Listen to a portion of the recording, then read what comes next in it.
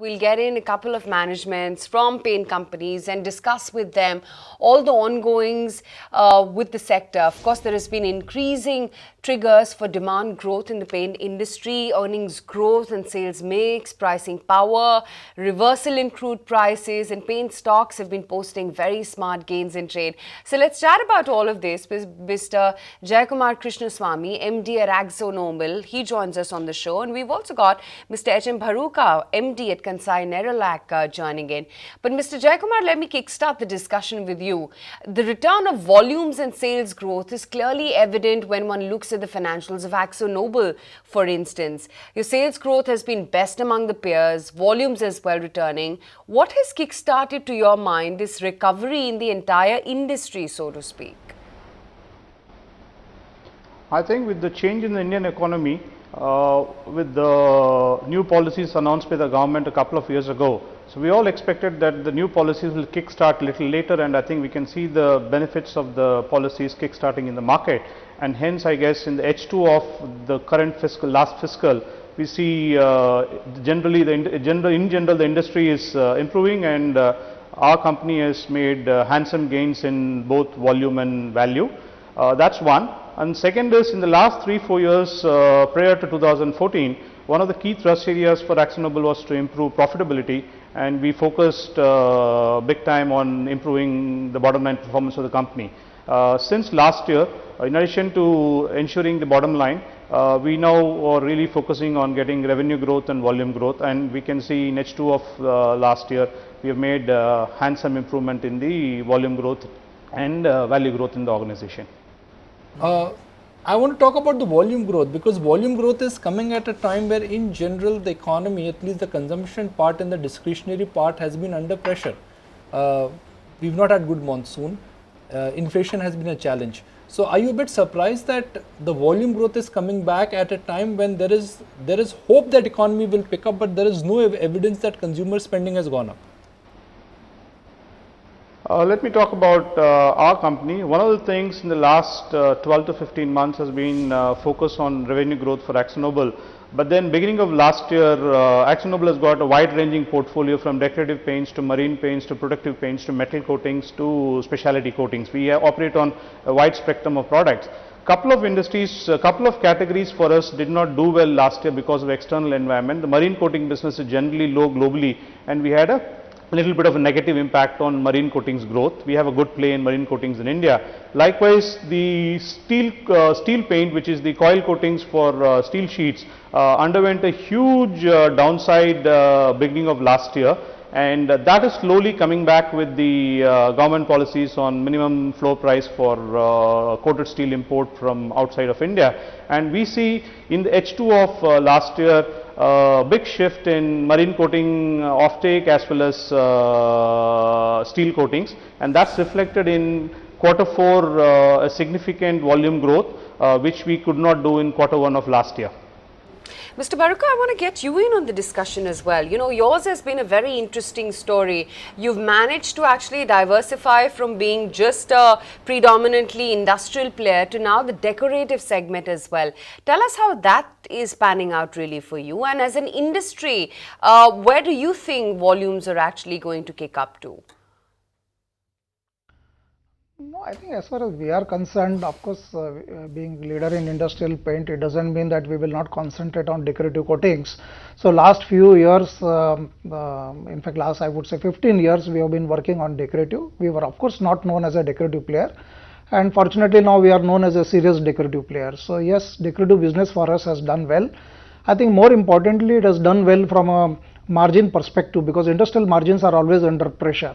So from that perspective, I think we were able to balance our portfolio, and that reflected both in top line and bottom line. Okay, Mr. Krishnaswamy, my question is this now. If we look at across reports, the possible triggers for further continuation, I mean, you know, paint companies are expensive. Your stock, for example, over the last 1 month has gained about 15% and the valuations aren't cheap. But people believe that there are, aside of course, the monsoon and the discretionary spend, I think clarity on GST is something that a lot of people are watching out for as well. So to your mind, what is that single most important trigger? Is it this pay commission and OROP money that comes into the hands of people, or is it the normal monsoon, or would it be GST? What is that biggest trigger for FY17? I think, I think the first two are going to be important reasons to trigger revenue growth.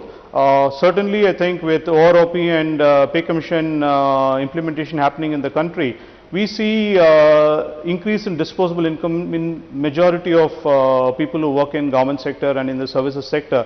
And since the discretionary spend is going to be on the positive side, personally we see an increase in offtake in coatings consumption.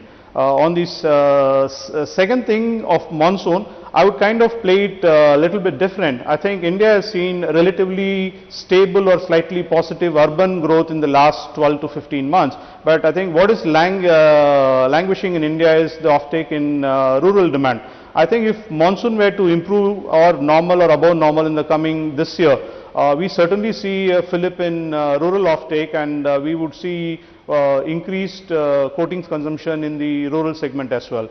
On the third aspect of GST, I think more than improvement in revenue line, coatings industry is largely a supply chain focused industry in terms of efficiencies and margins. And I think if GST was to kick in, most of the coatings companies will have a positive impact in cost rationalization and improved efficiencies in the back end. Mr. Parakar, just to understand, how commodity markets, or rather in particular, crude prices are panning out and how they are likely to impact your business. Because clearly, one is seeing the inflationary trend and uptick come back in crude prices. How is it correlated to your business per se and thereby your pricing strategy? Significantly affecting or going to affect the paint industry. According to me, we see a lot of tailwinds as well, headwinds as well, because if you look at last 3 months, crude oil price from $30 has risen to $50, and more importantly, I think the foreign exchange which is fluctuating.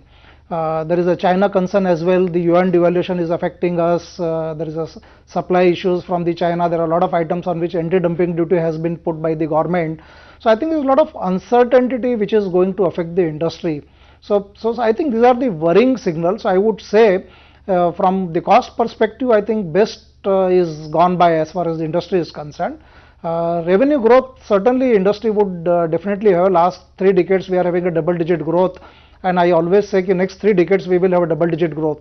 So revenue growth, I don't think industry is worried, but the uncertainty of the raw material prices and the crude oil which is fluctuating violently, I think that is what is going to affect the industry very much. Mr. Jayakumar, let me get closing comments from you. For the paint industry, there are 2 drivers. First, demand coming from new homes, demand coming from new sectors, and demand coming from new avenues. Second is the replacement demand, existing homes when they come for repainting. So what do you think would be the demand factor or the driving factor now? I think in the last 1.5 years or going forward, I think one of the important things is demand coming from repainting cycle. I think with more and more disposable income and with some of the positive corrections in pay commission, I think we see repainting cycles improving, and then demand will come from that. But certainly I think what is a little bit of a concern for us is the new builds and the original builds which are not kind of kicking off. The real estate sector is just announcing projects, but then not many of them are fructifying. I think if that were to go up, then the decorative paints will have a very broad-based demand increase both in the original segment as well as the repainting. But for companies like us, which has got a large component of revenue coming from industrial paints and performance coating, we really look forward to all the improvements which are going to happen in the infrastructure, ports, railways, shipbuilding, road infrastructure, non-conventional energy sources, smart cities. I think we see a lot of positivity coming on that side, and between the decorative paints and the industrial paints, we certainly see significant or a sizable revenue growth happening in the coming quarters. Closing thoughts and very quick answers, just a one-word answer really. Mr. Bharuka, to you first. Consolidated FY17, do you envisage higher double-digit volume growth? What is the number there? I would say second half would be better. The first quarter is still uncertain because of the drought which is still lingering on. So we are all expecting a good monsoon which will give us a good flip. So first half would not be, according to me, very good, but second half I'm expecting a very good revenue growth. Stated volume growth of 13-14% possible, Mr. Bharuka? Yeah, I think definitely possible. When it comes to decorative and industrial, you may not get 13-14%. I think performance coating and other business which Mr. Jayakumar has been talking, I think it will take some time to kick off. Okay. Whereas decorative, certainly we will have double-digit growth. Okay, Mr. Krishnaswamy, same question to you, please. Your consolidated volume growth expectation for FY17. I think we are kind of looking the market to grow in double digits, and then our ambition is to grow in line with market or ahead of market. Gentlemen, both of you, thank you so much for taking the time out and speaking with ET Now today on this space. It's a very, very active space and the managements are confident. Find us on Facebook at facebook.com/ETNow and don't forget to click the like button. You can also follow us on Twitter at ETNowLive. To stay updated with all our programming, hit the subscribe button on our YouTube channel by logging on to youtube.com/user/ETNow.